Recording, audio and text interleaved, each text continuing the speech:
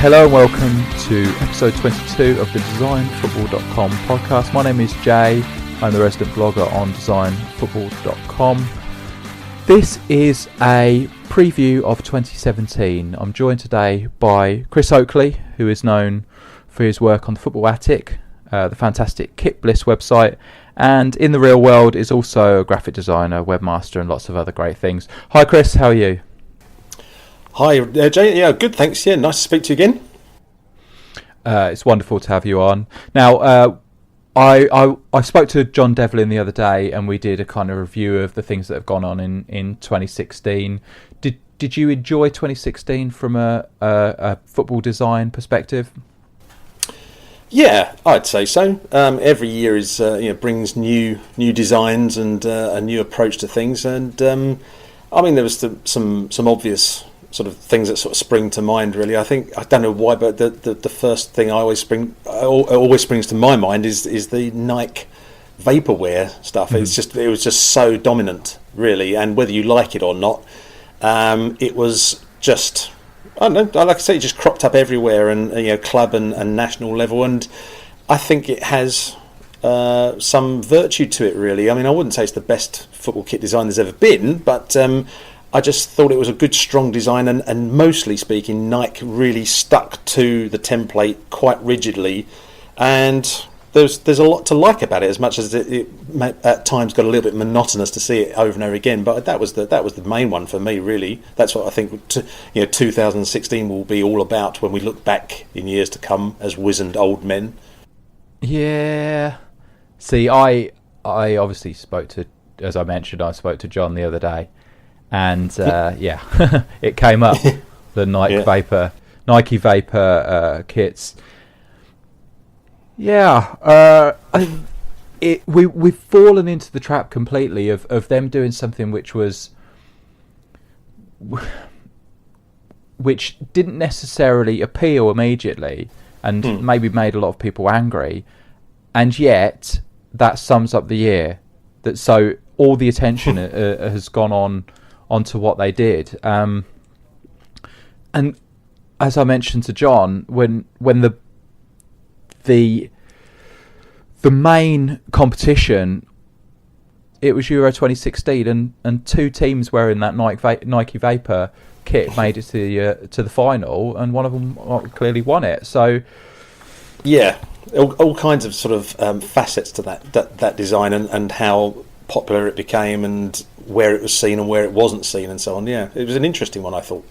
You almost have traditional football kits, and then you have Nike Vapor, and whether it's better or not, it's difficult to say. But if you want to say that it is better than other football kits, then you've got a lot of ammunition for that, really, because of the success on field. But we'll see. I think it was the socks. If the contrasting coloured socks, I think if they could have fixed that, the overall opinion of that template would have been miles better, I think, actually. But I mean, it doesn't make it a disastrous kit. It's just perhaps what a lot of people weren't expecting or couldn't handle for some reason. Yeah, you have its successes, and I think in the case of England particularly, it was a massive failure. I would imagine the sales were not great, but I don't know. No. I don't know. I would hate to. I would hate to say something which. Yeah, I would hate to say something that I can't actually back up, but I suspect that they were poor, and obviously England did not play well in the kit either. So that's the negative aspect of it. But apart from that, it's frustrating. I think it's frustrating when someone does something and you look at it and say, well, you haven't got any right to do that, and they go, well, we have got the right to do it. We are doing it, and look, it's actually working. Because the whole focus of it was that this is the optimum performance technology, and they kind of improved right. But we went over this enormously with John Devlin, so I don't want to get bogged down in that again. but they're winning. They're winning again because we're going to dedicate 2 podcasts, just a third podcast because we did it a year ago and we focused on it, and now we're looking back on it and talking about it. So, 2016 belongs to Nike Vapor, but there were other things that happened. Is there anything else that caught your eye? Well, I just think, because I seem to remember, I think we must have had a discussion about this time last year, and the discussion we had then was that there were a lot of clubs, at least in the UK, that were dipping into the whole retro thing. They were kind of going into different eras. And I think in 2016, the move has been away from the retro sort of approach, which is no bad thing necessarily. I think retro designs are good if you have a bit of light and shade, and then you kind of dip in and out occasionally. It's when you have clubs that every single season do a different retro kit and different retro kit and different retro kit. You need new stuff. You've got to have new designs, or at least a new take on something. And I think this year in general we've seen a move away from retro designs, generally speaking, and I say that's good, because when retro comes around again, for all we know it might be next year, at least we'll have sort of had a bit of a break from it. But some interesting sort of more modern looking designs has helped to cleanse the palette, you might say. Yeah, I've seen that with some of the smaller manufacturers like Joma and Macron and so on. They seem to be doing their own thing. Obviously there's an idea that kits should be tight and streamlined and so on, and Kappa have obviously had some very, very tight fitting kits again, which they're known for anyway. But yeah, some of the designs, they're asymmetric. There's I think Araya have done asymmetric designs, Joma have done asymmetric designs, so that's that obviously is not retro really. You wouldn't think many of those would be retro. That's like almost to the point where 20 years ago, if you said what would a kit look like in 2016, some of the kits that have been released this year would be faithful to that idea. So we're now in the modern times, I suppose, which is a little bit of a strange feeling to have, where that future that we imagined and then we went, that'd be ridiculous. Well, actually, it's here, it's happening. You say about there hasn't been the retro elements so much. I think there's a conflict maybe between what you would describe as retro and high watermark. So a lot of manufacturers or clubs maybe will go back and say, what was the best kit we had, and we'll try to recreate that in the modern day, which is retro obviously by definition, but it's also not saying we will pick a random point in history. We will actually go, okay, what was the design? What was the strong design? What was the definitive design of our kit? We'll go for a modern approach with that. So not so much of its time back then, but just maybe pick the best timeless design from the past and recreate that in a modern way, which I suppose that's what you would always go for.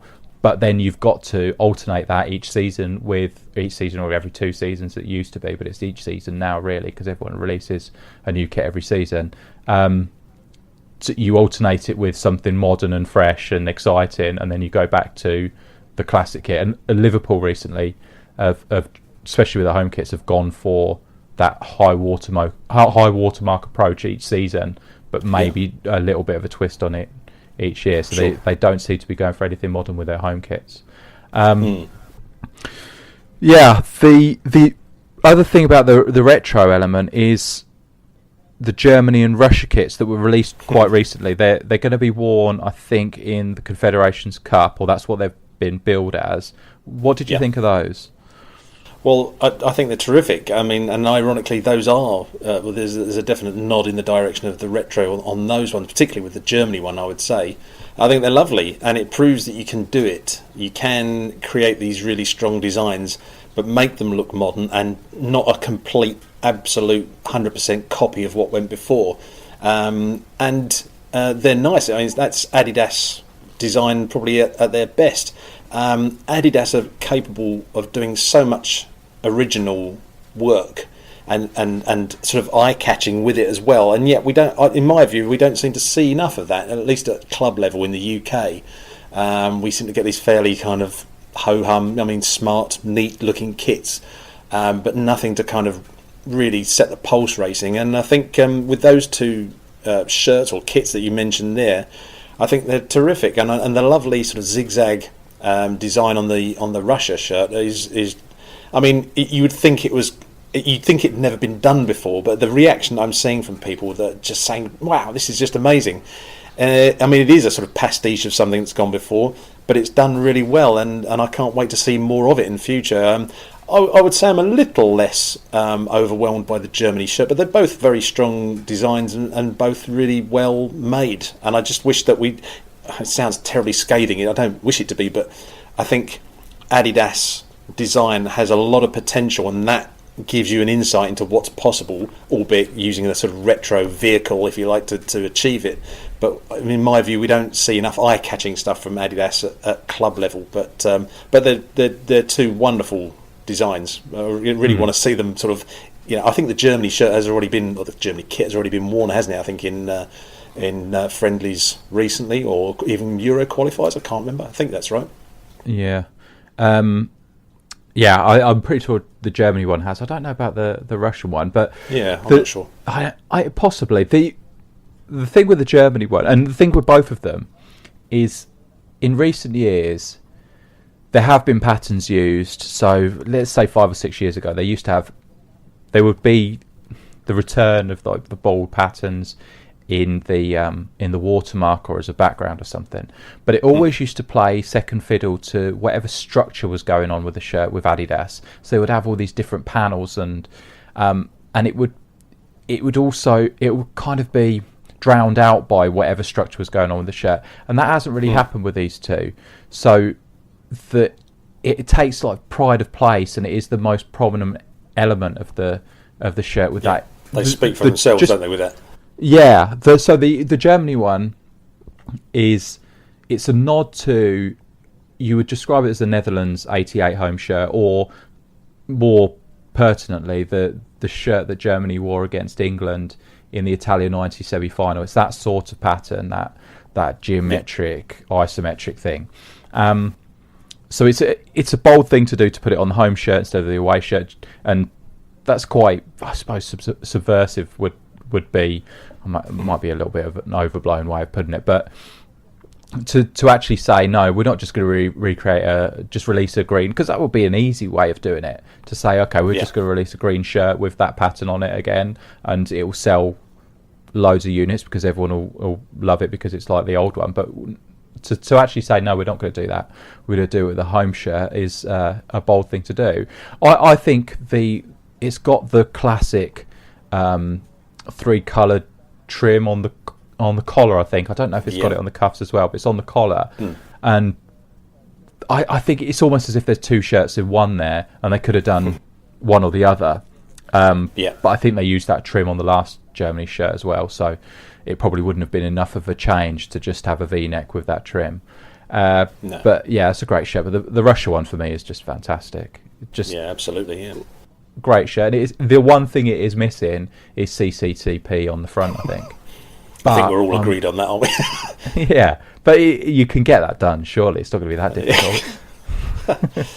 That's heat transfer lettering, yeah. You know that Putin's version of that shirt that he wears at home, the one he sleeps in, it's got to be his pyjamas. The one he sleeps in, he's definitely had CCTP put on the front. What he goes hunting in. Yeah. No, he's shirtless when he goes hunting. Oh, of course, I forget.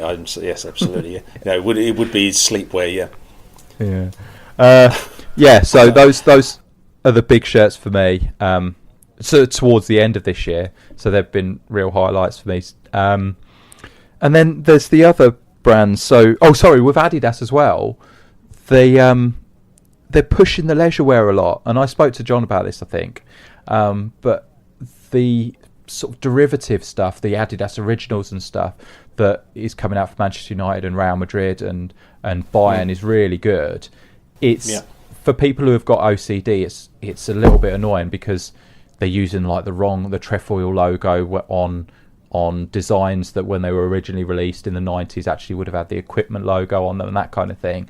But there's some fantastic stuff. I saw a pair of Real Madrid jogging bottoms that are white and cream, and they're just fantastic. They look velour, and they're just wonderful.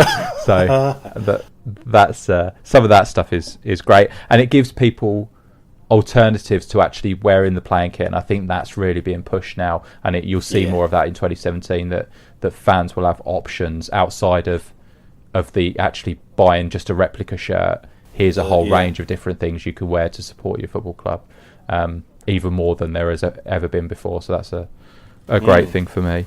The other manufacturers, anything else that you've seen? Well, I kind of feel that Puma and Under Armour are the sort of two manufacturers that stand out, that are really still offering something a little bit different, and not just kind of being as formulaic as some of the other manufacturers, which may be a bit harsh, maybe sort of being generalising a bit too much. But I would say certainly Puma continue to be very strong in what they do. They're not doing anything necessarily wild and wacky in their designs, but they're just sort of offering something a bit different. And Under Armour as well. I mean, sort of thinking of the Tottenham kit with the sort of shoulder panels. Okay, one could argue that's been done on occasions before across the top of the shoulders, but it's just a nice, different sort of offering, and the general sort of understated styling that you get sort of around the cuffs and so on the shirt. I think both of those manufacturers are continuing to do excellent work, and hope that continues into next year, of course. Under Armour tend to do their own thing, and Puma's, that's always been the case. They don't seem to follow the trends of the other manufacturers. No. The Rangers kits, I think there was a whole dispute about Sports Direct not being allowed to stock them or something. I can't remember what. They went into some big dispute, and they weren't stocked in Sports Direct stores for a long time, I don't think. But now I think that's been resolved one way or another now. But they're great. They've given them 3 really good kits, I think. But yeah, so Puma, they're doing their own thing, and that's working out okay. I'm not a great fan of the Arsenal kit, but or any of the Arsenal kits this season. But yeah, they're always interesting to see, because with other manufacturers you can have an idea of the trends. So you can see the trends, and you can see, this is what's gonna follow off the back of that, and that's the direction they're moving in. With Puma, it seems to go against that a little bit. There seems to be like a time shift. They're in even if we're going through an old cycle of what happened 10 years ago, and then they go through it again. With Puma, they may be 5 years behind that, or the other way of looking at it is that they're 5 years ahead. So they're an interesting one. What have you thought of Umbro recently? Where do you think they are now? I think it's still they're doing really well. I mean, I remember at the start of the season, or before the start of the season, when the new kits were coming out, and the two that spring to mind were sort of Derby and the Everton away, which had a sort of ring around the sort of shoulder going under the arm and everything. And I sort of, at the time, I thought, wow, that's quite a strong design, but does it look a little bit too clinical? And I've recently seen both of those. I think I saw Everton playing in their away kit the other day, yellow and blue, and it just looks so good, I think. And so that, to my mind, proves that they're doing wonderful stuff still. And in that particular template, the choice of colours, there's a lot to be said for the choice of colour on kits, rather than any particular motifs that are used or design devices, let's say, but it's the choice of colours that they go. I think that's what Umbro is showing that they're still very good at. And I mean, as a West Ham fan, this year's West Ham kit, not as good as last season's. I think last season's kit for West Ham was sort of exceptional. But again, going back to the colours, this season West Ham have an away kit which is white shirts with the pale blue shorts, and they've made that look really good. Whenever I've seen West Ham playing in their away kit this season, that looks really, really good. I would argue better than the all pale blue one from last season. So I think Umbro have nothing to worry about whatsoever. They're in a very good place, and I just want to sort of see them more and more prominent, if not in the Premier League, then in across all 4 top divisions. Really, they're I know it's kind of a gradual process, them sort of rebuilding and getting back perhaps to where they were, but I want to see it happen. I think they're doing all the right things myself. What about yourself? Yeah, the most I agree with a lot of that. I'm not so sure with the Everton kit with it looks like they were at a backpack, but there's a team that you talked about on your podcast the other day. I don't know if they're called Nacional or something. Nacional, yeah, Uruguay. Yep. Yeah, so they've got the taping on the shoulder. Yeah, so that's similar to the England shirt, which is I think 99 to 2001, which is a great England shirt. If you look back at that shirt, and that is a forgotten great of England football shirts. That one, it certainly is. So there's taping down the shoulder and sleeve on that one, and they've brought that back. So we're hoping. I think I speak for you as well when I say that we're hoping that it will come back in the Premier League, maybe with whoever's with Umbro next season. They'll have that taping on the sleeve.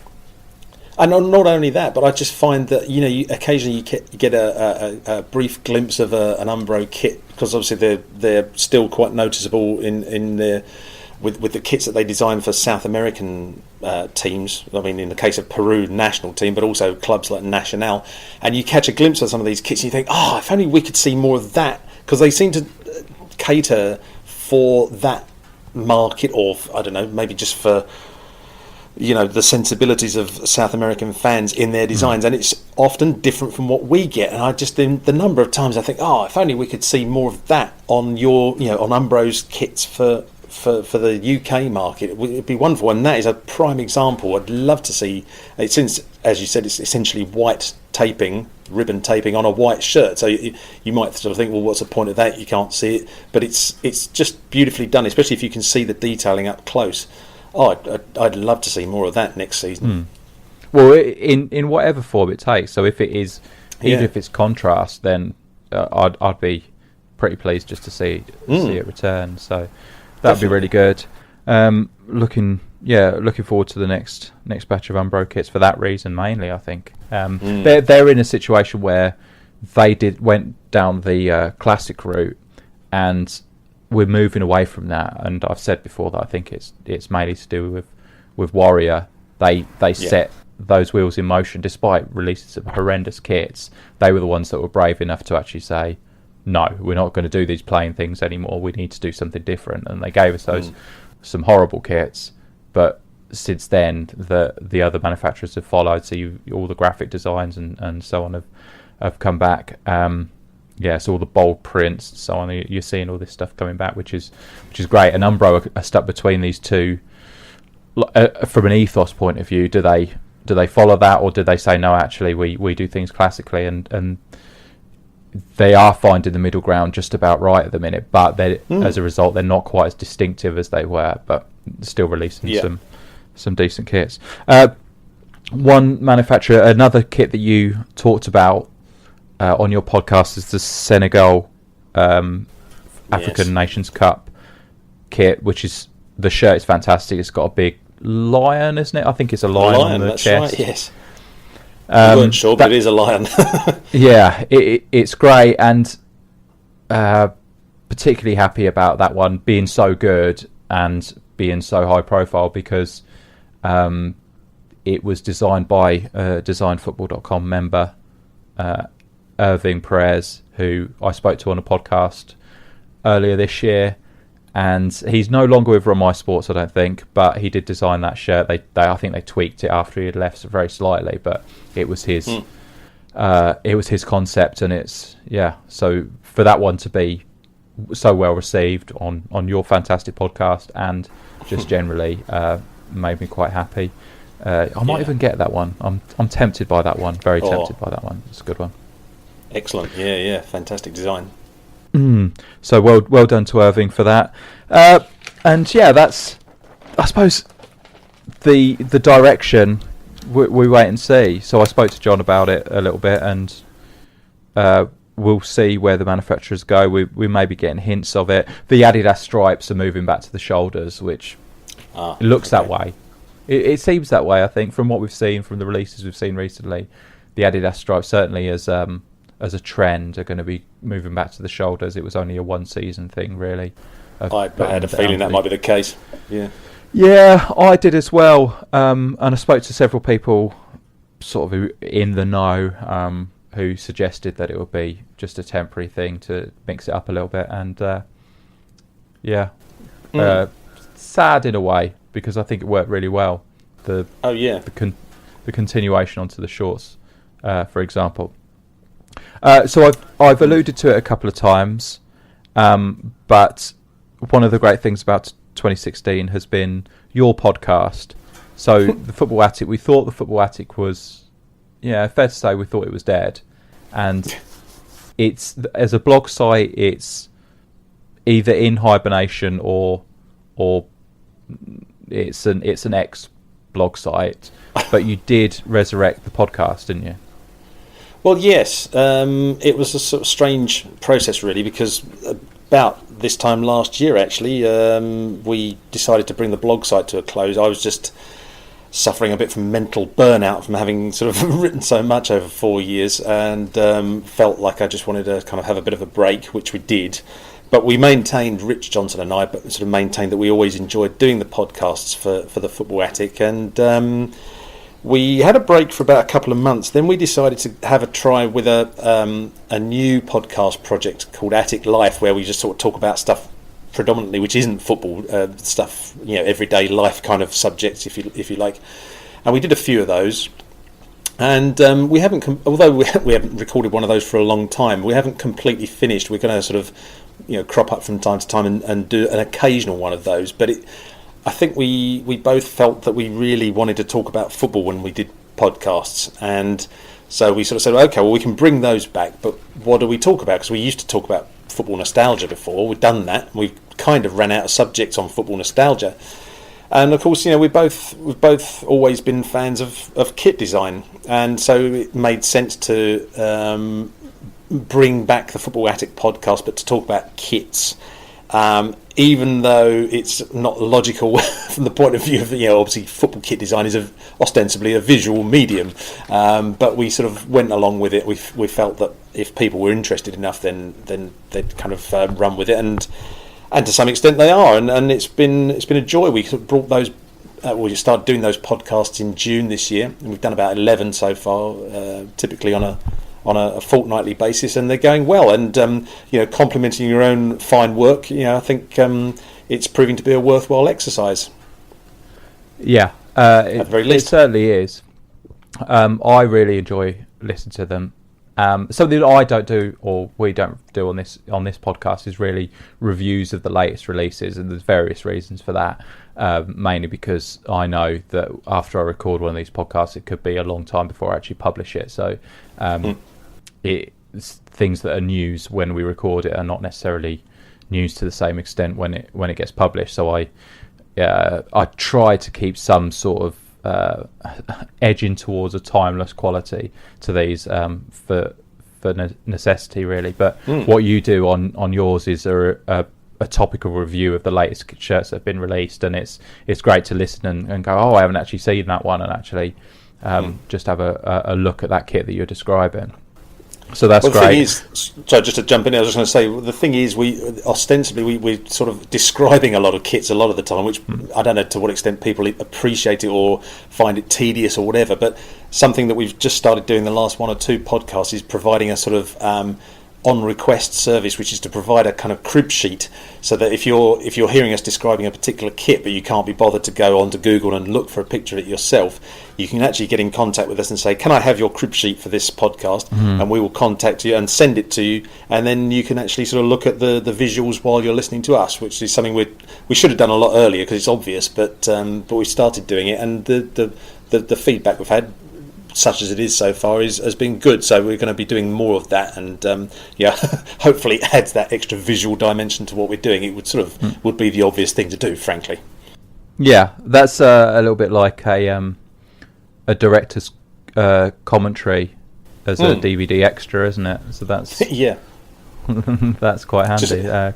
Yeah, I mean, to be honest, we've never insulted people or tried to spoon feed people by sort of saying, look, if you're going to listen to our podcast, you must have this picture in front of you. We trust people to go and investigate shirts that we're describing if they're interested.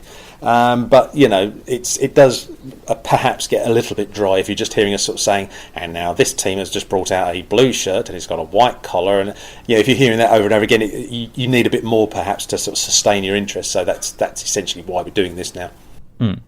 Yeah, but I mean the other option is if you have faith in your opinions, and Rich has a lot of opinions as well, doesn't he? I mean, he doesn't shirk on the opinions. No, and I think you need that, because if it was up to me, because I tend to be quite balanced about what I'm saying, you need someone to sort of say, actually, this is terrible, and then that at least makes people's kind of eyes open, and you need a bit of that. If you're a proper fanboy of say Rich, you could just listen and go, well, Rich says it's fantastic, so I'm going to go and check that one out, and then Rich says it's crap, so I won't bother with that one. I think there's many people who would have that approach, who just listen to what Rich says and just go along with that. And why not? Now, I'd say the other point, of course, is that I don't know to what extent anybody in the industry listens to us. I suspect they don't, but I always try and be a bit balanced, because you don't want to keep slagging off, say, one or two particular manufacturers, just in case they think, they've clearly got a chip on their shoulder about us. So I try to look for the positive and negative in as much as possible, really, whereas Rich doesn't care. Yeah, that has been said of him. I suppose, I'm just thinking now, do I need to redress the balance on Nike a little bit? I'm not sure. I don't know. But it's too late. Can't do anything about it now. So more of the same then next year? Is that's something you're going to be continuing with then? Yeah, we're back in the new year, and I mean, we've had a few guests on, people like your good self, and which is always wonderful, just to get a sort of third opinion, and it just sort of keeps things more interesting. And we hope to have more guests and more people on whenever possible. And of course, as you say, we've got the African Cup of Nations coming up, so we'll be looking at that. And there's it won't be long, I suppose, before we can reach the end of the domestic season, and then you'll be previewing what's coming up for next season. So although it's going a bit quiet at the moment in terms of new releases, there's always something to talk about, and we can be a little bit nostalgic by picking, say, a particular tournament to look back on. So it's nice for us. So it's just more of the same, really, and keeping up any particular standard that we've already set thus far. I do like that element of it, the half and half element. So now this is kit news for half of it, and then now we've got this themed element. So we're going to look back on a particular tournament, or the Christmas kits thing was brilliant. So if you haven't listened to, it's probably the latest one when this is published, or it will be the latest one when this is published. Is look back at whoever in the Premier League seasons who was top at Christmas, because the champions of each season, their kits, almost without exception, will become iconic through exploits on the pitch, because they actually won. But the other ones are the ones that could so nearly have become iconic if the team that was top at Christmas actually did go on to win the league. And in some cases they did, but not all cases. So you talk about those, and there are some gems in there that have maybe been forgotten because that team is forgotten because they didn't go on to win the league. So yeah, that was particularly interesting, the last one. So also Kitbliss as well. So what's to come on Kitbliss? Kitbliss is your illustration website, so illustrating football kits in a similar way to historical football kits and the true colours elements. That's it. Would that be fair to describe it as that? Yeah, I'm not sure it can sort of hold a light to those esteemed sites, but I do what I can. Yeah, it's basically a site with lots of galleries on different kits for as many different teams as I can do, really. It hasn't got the depth of content on those other sites you've mentioned have got, but it's an ongoing process. It's a slow burner, and I illustrate kits whenever I can. Haven't had a lot of time, unfortunately, just before Christmas because of other things going on, but certainly in the new year I'll be doing some more stuff. And I think there's one kind of itch that I'd really like to scratch next year in terms of content, and that is I'd love to do a lot more NASL kits actually, because John Devlin and I recorded a podcast for Your Good Self actually some time ago, and we mentioned NASL kits, and in the process of doing research for that, it just suddenly reminded me that there's some brilliant kits from NASL history, and there's one particular website, I think it's nasljerseys.com, which has got just so much wonderful photographic content, and I thought if I don't use some of that and illustrate some of those kits, then I'm a fool to myself, because I don't know what it is in the UK. I don't think we sort of saw a great deal of NASL back in the day, back in the late 70s and early 80s. But I had a book when I was a kid which had all the kits. It was made I think it was published in about 1980, when NASL was still a thing, and just the styling of the kits from the US, I just find really, I don't know, I just get really engaged with it, and obviously numbers on the front of the shirts and all that kind of stuff. So I'm going to try and do quite a few NASL kits if I can, but can't make any promises. But that's on my list of things to do. Let's say. Yeah, I've talked about it. I don't know which podcast it was when I talked about it. Well, that was obviously a great one that you and John recorded for the designfootball.com podcast, and it's amazing when you look back at those kits, and they were regarded sometimes as ridiculous and overly branded and so on, and then you see that actually they were massively ahead of their time, and so many modern designs have actually followed them up. So this was pre-sponsorship, so you could just substitute the big name that they had, like graphically printed, with like flourishes and sort of pictures next to it for whatever particularly evocative name that these clubs had, and that's directly translates to the modern day, where the corporate element means that a sponsor can have a picture on the front of your shirt in the same way. So it's obviously a different concept, but it predates that. And also just like design features at the time that were different. They were just trying everything. Adidas in particular were trying all kinds of different things, and we've seen it in modern kits subsequently, and in Europe particularly. But so there are certainly some gems to be found in that period. So that's something great to look forward to. Love checking Kitbliss. So some of the conceptual stuff you have on there. You do fantasy designs on there as well, don't you? Fantasy designs, which again kind of sprang up from Football Attic, because I would occasionally do a sort of kit design feature along the lines of taking something from years ago and putting a modern twist on it, or putting a fantasy layer on top. So there's loads of examples there, but even things like, what would shirts in the late 60s look like if they had late 70s shirt sponsorship, and silly things like that. And when I switched my Kitbliss site from a blogger platform onto a standard HTML platform about a year ago, I thought I'm going to bring across some of that stuff from the Football Attic, because I quite like it, and those things that I did for the Football Attic almost always, if I say so myself, put a smile on people's faces, and got the biggest response on Twitter, because people like seeing fantasy stuff. Seeing things. It's almost like sometimes there's a finite amount of interest that you can get from looking at old football kits, and it's almost like sometimes you feel like you've seen every possible, I don't know, Leeds kit or Man United kit or whatever. So when somebody does a fantasy thing, this is the joy of design football, really. You see these galleries, people design stuff that doesn't actually exist.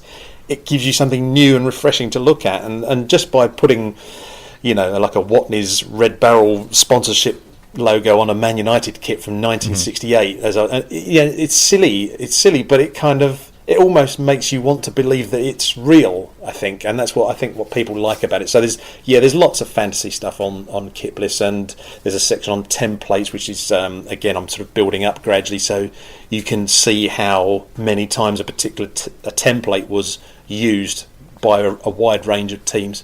As I say, it's a slow burner, but there should be something on there for people to get their teeth into if they come and visit kitbliss.co.nz.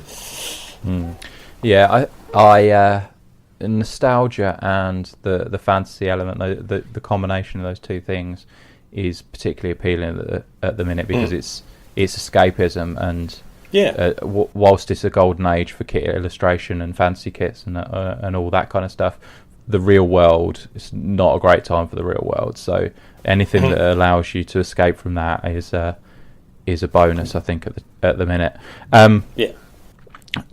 While we're on that subject, two other sites, obviously John Devlin's True Colours website, and John Devlin on Facebook and Twitter is where you'll see a lot of the updates there. He's doing some great stuff.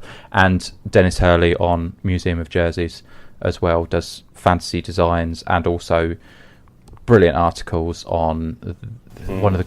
He did two great ones in 2016, which was Serie A kits of 1990-91, which is like his... that's like, for him, the best kits there have ever been, and everything should be judged against those. And also the goalkeeper kits, the progression of goalkeeper Adidas goalkeeper kits in the 80s particularly, and then through to the 90s. So he did a few articles on that on museumofjerseys.com. So that's some great stuff he's doing there. Now, Design Football next year, more of the same competitions. There will be member-led competitions. Sometimes there'll be prizes, I think, maybe, but if not, they'll just be just for fun competitions, and that's great, and some great designs sprout from those competitions. There's also something else we're going to be doing. This is the first announcement of this. We're going to be doing something called League of Blogacta, which is, well, Chris, you had something on I knew you was going to the get me Football to Attic. explain Yeah, this probably needs some explanation, doesn't it? You had something on the Football Attic called the League of Blogs. Can you explain what that was? Certainly. League of Blogs was a feature that appeared on the Football Attic blog site, I think, I want to say 2011. No, it might have been 2012, actually. And it came out of nothing, really, but it proved to be a wonderful little sort of sub-project. Basically, Rich Johnson one day designed a football kit. He illustrated a football kit, which, in his view, sort of depicted and... I don't know, it depicted our blog. It was basically like saying, if the Football Attic blog site appeared in football kit form, what would it look like? And so he designed a kit. It used our sort of colours on our blog site, which are brown and light blue, and it was terrific. And he sort of sent it to me. He said, "What do you think?" I said, "Oh, it's great." And basically, the conversation in short from there on went, I wonder what other football blog sites would look like if they had to be depicted in football kit form. And then the next thing from there was that we sort of said, well, maybe we should, for instance, create a kit template, and send that out put it out on our blog, and say to people, if you've got a blog, how about designing a kit that represents your blog? And from there, I then had the idea that we could then take all of the designs and put them together into a sort of a JPEG. I think I called it like an e-poster, I think, at the time, because it reminded me, or I was reminded of, back in the day when I was a kid, Subbuteo used to put out these catalogues and posters showing all their different kits that you could buy, all the different teams you could buy. So I sort of said, well, why don't we take everybody's designs, if we get some back, and put them together into a sort of digital version of a poster, effectively. So we did it, and amazingly, the reaction was just tremendous. I mean, everyone went for it completely. And it wasn't a design competition. It was just us, like an open thing, just saying, send us, create a design and send it to us. And everyone just seemed to go for it in a big way, to such an extent that I think we ended up with about 93 different designs. Some people sent us a home and away kit, some just a home kit. I think even one or two people sent us a third kit as well. But it was lovely because in a strange sort of way, without getting too kind of wet about the whole thing, it was a way of kind of bringing together everyone in the football blogging community and podcasting community as well. It made, because instinctively you would look on the graphic to see where your kit design was, but you'd obviously see everybody else's as well, and you felt like you were standing shoulder to shoulder with other fellow people, and it was lovely. So that was League of Blogs, and then in successive years we did it for another couple of years, but we took it in a slightly different direction, or rather Rich did, because he was doing all the heavy lifting. He basically turned it into a real poster that we got printed out and people were buying those, and also like a sticker collection as well with an album and everything. He did some tremendous work there, Rich, on that, and so it was a thing that ran for a few years, and it was just a lovely little sort of aside, really. Just made you and because everyone thinks that they can design a kit if you give them some felt tip pens or something, or so everyone instinctively thought, oh, I'll have a go at that. It was just great. That was League of Blogs essentially. On the face of it, this is a particularly elaborate blog roll, isn't it? This is lots of like-minded, in effect, like-minded websites being featured on your website, but in a much more graphical way, and so it was great. And Design Football was a member probably every season, and other websites that I've been involved with were members as well. So it was a fantastic thing. Now, you very kindly, and I think Rich was involved in this, and we had discussions and negotiations and so on. We very kindly allowed League of Blogs, because the Football Attic isn't running in the same way as it was, but you've allowed Design Football to take over League of Blogs. Is that correct? Are we? Oh, yes. I mean, there's no need to be standing on ceremony quite to such an extent. I mean, we didn't copyright the term League of Blogs, so no, we're just more than happy to allow that to be the sort of influence on this new project that you're about to describe. Okay, so League of Blogs. But I thought we'd put a twist on it. So a similar sort of situation, which I'll explain in a minute, regarding submitting kits and crests, and I'll explain the rules of that in a second. But we're calling it League of Blogacta. Now, what's the word for that? I can't believe portmanteau. Portmanteau. Yes, wear a coat. That is the word I'm thinking of. It is a portmanteau of blog and LOGacta. Now, what is LOGacta? Right, okay. Stand by for another lecture. LOGacta, anyone who used to buy Shoot magazine in the UK back in the 70s, and probably for much of the 80s as well, will have seen, consciously or otherwise, a small ad that was always in the back of the magazine for a thing called LOGacta Chart Soccer. Now, basically what this was is a game that you could buy. It wasn't available in any shops, as they always used to say on the old adverts.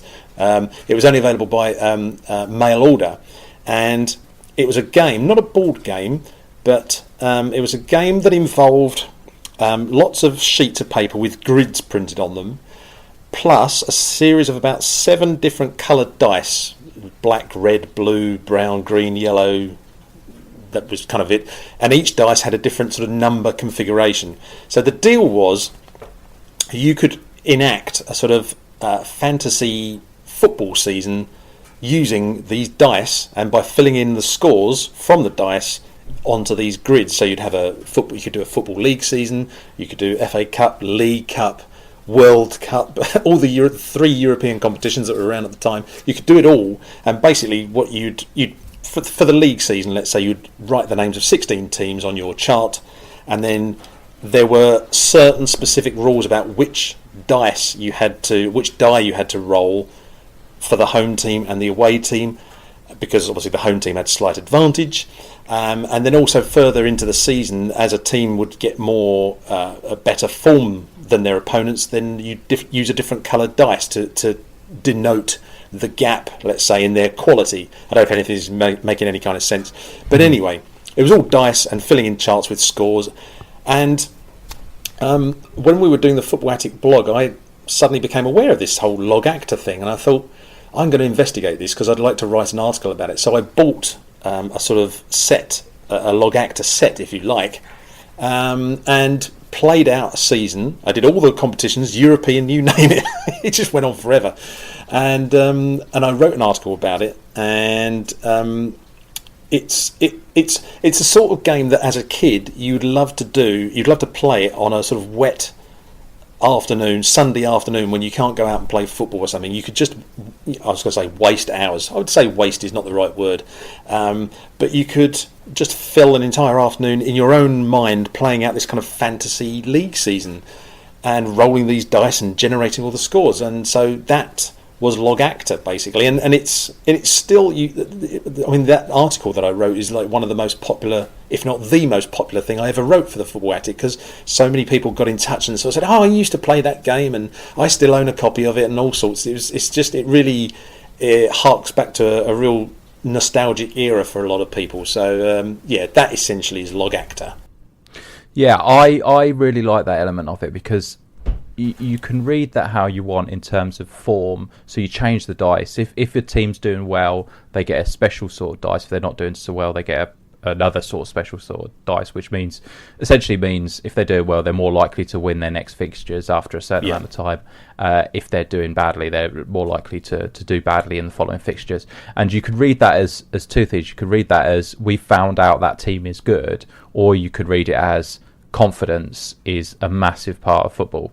And so if someone goes on a winning run, that means the following results will be positive as well. So that's a great thing. Even though it's a game of chance, there is that element of trends coming into a season. So I don't know. Sorry, go on, Chris. No, I was going to say it's staggeringly well put together in terms of, well, I was going to say the realism of the results, but this whole thing about every 4 weeks you have to then reassess which dice get used based on the form of the teams, and it's beautifully engineered to do that. I can't tell you how well that was done. Such admiration for whoever it was that created the game. I have no idea who. Yeah, that was exactly what I was going to say. That I am amazed that this game wasn't more popular, because it is. That sums it up perfectly. It's brilliantly engineered. So it's not like you're flipping a coin. It's there's so much more involved in it than that. So great fun to play. The thinking behind people joining up for this is what I said originally, that this is an elaborate blog roll. So what we will do is there'll be a section on designfootball.com which will in effect be a blog roll page. So there's a bit of exposure for your website. If you want your website to have exposure, that's entirely up to you. There will also be a gallery on the website which will, if you're listening to this podcast via designfootball.com, then if you look on the Acast screen, there should be a link to the correct gallery where you can upload the kits to.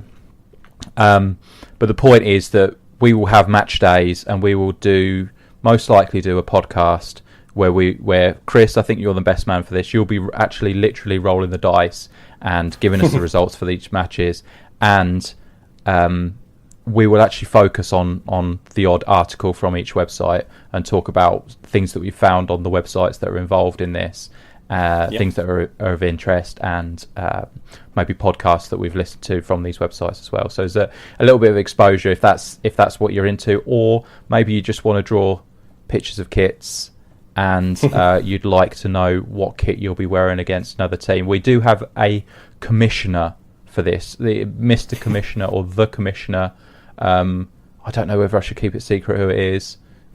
I'm not going to keep it secret. It's Dennis Hurley from Museum of Jerseys, who's particularly takes this kind of stuff particularly seriously. So he'll be deciding what kits the teams will be wearing against each other, and those will be shared on Twitter each match day as well. So the different matchups, who's playing who, and what kits they're wearing for each game. And this is important stuff. So the rules will be listed, so in the gallery, if you'd like to get involved, we would like, at the very least, we'll put a template in there, use that template, colour it in with your kit, your website's kit, and a crest. So a home kit and a crest is the absolute minimum. Ideally, if you have the time, please provide us with a home kit, an away kit, a third kit, and 2 goalkeeper kits. The goalkeeper kits are also the 4th and 5th outfield kits. If you can provide those 5 kits for us as well as a crest, that would be ideal. The very minimum is a home kit and a crest. But if you just provide a home kit and a crest, then you leave what you will wear in the event of needing to change. You leave that up to us. So that's up to you. We will decide on your change kits if you do not provide us with further kits. Have I forgotten anything there, Chris, or does that sum it up?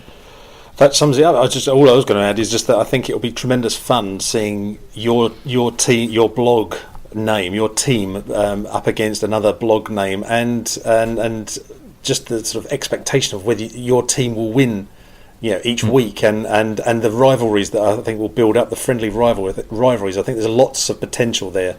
I think it'll be great fun. So I think it'll be terrific. Yeah. Exposure if you're interested in that. Drawing kits, everyone's interested in drawing kits, so you should be interested in that. And also, this game is just the best, and I'm fascinated by it.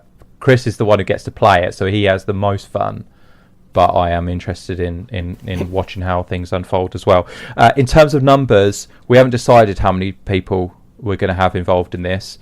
We have a rough idea in our heads of the options we have for how many teams can be involved, but just once the gallery is live, submit your blog, and it doesn't matter whether it's a football blog. If you're a member of Design Football and you have your own kit design website, for example, you're eligible, so please enter your website into the gallery. And but if you're nothing to do with football kit design, your website's nothing to do with that. If it's nothing to do with football, we don't care. So it can be any sort of website or blog. They're all acceptable, so get them in. What we will do, we've got an idea of how many teams we want, or several options for how many teams we can have in this. Once it reaches the limit, we will close the gallery and say any that have been uploaded past this point will not be able to enter. So just get your designs in quickly. That is the way in which you enter the League of Blogacta, is to upload your kit design and your crest design in one. I think it will be one template which will have all the options on there, and we need the home kit and the crest, and that will be acceptable for us. And the very end cut-off is the end of January, because we want to actually kick this off. But we're thinking that it'll probably be before then. So get the kits in as quickly as you can. Does that sound right, Chris? Have I forgotten anything now? No, I was just going to get for clarification. Is it blog sites only, or is it podcasts? Because I know on the old League of Blogs that we did, I think we allowed people who had podcasts to sort of take part, but ultimately that decision comes down to you. I think, was there any podcast that did not have? So what would be the distinction? Didn't they all have their own website, or were they on like a podcast website or something? Yeah, I was just going to say the ones I remember, I think they tended to have a website that you could download the podcast from. So they kind of by default probably had a blog, had a website, if not a blog, attached to them anyway. So depends whether you kind of want your project to be deemed ostensibly I've said ostensibly 3 times today. I must rein that in. It's whether you deem your project to be specifically a podcast or a blog. But I mean, there's a considerable amount of blurring of the lines, I think, these days anyway. So. Yeah. What I would draw the line at is if you are just a Facebook page or just a Twitter account, then that's not enough. But if you have a podcast which is hosted, say even if it's hosted on a third-party website, that's probably all right. Just get that in as well. And the point will be that when these things happen, when these matches happen, when these kits are uploaded, we're going to be sharing these on Facebook and Twitter and so on. So there's going to be mentions. If you don't like mentions on Twitter and Facebook, this maybe isn't the thing for you. But if you like us to talk about you and to you on Twitter and Facebook, then this may be of interest. But I'm particularly excited about it. I hope we can get enough members to actually kick this off very soon. And get those entries in. I think we've got already, just with the few of us who are involved in it, we've got 6 or 7 websites already, blogs already. So it'll be kicking off Can't wait. sooner rather than later. Yeah. So that's fantastic. Thank you, Yeah. Chris, for your involvement in that. Thank you for letting Design Football have the League of Blogs and turning it into the League of Blogacta. Your assistance will be invaluable as the league progresses, and expensive, as you'll find when you get my invoice. yeah. The League of Blogs. Did I mention the invoice? The bill I got for the League of Blogs, taking that over, was higher than I expected. So yeah, but I committed by that point. So yeah. Okay. No, it's all good. It'd be excellent. Okay. Well, that's more or less us, I think. So Happy New Year. Yeah, Happy New Year. Enjoy 2017. Enjoy the League of Blogacta, and I look forward to seeing all the great things that you provide for us, Chris. And Thank you. Yeah, be great to speak to you soon. We'll have you back on very soon. That'd be wonderful. Look forward to that. Okay, so Happy New Year to everyone. Thank you, Chris, and Thanks, Jay. see you next year. Bye-bye. Bye. Bye.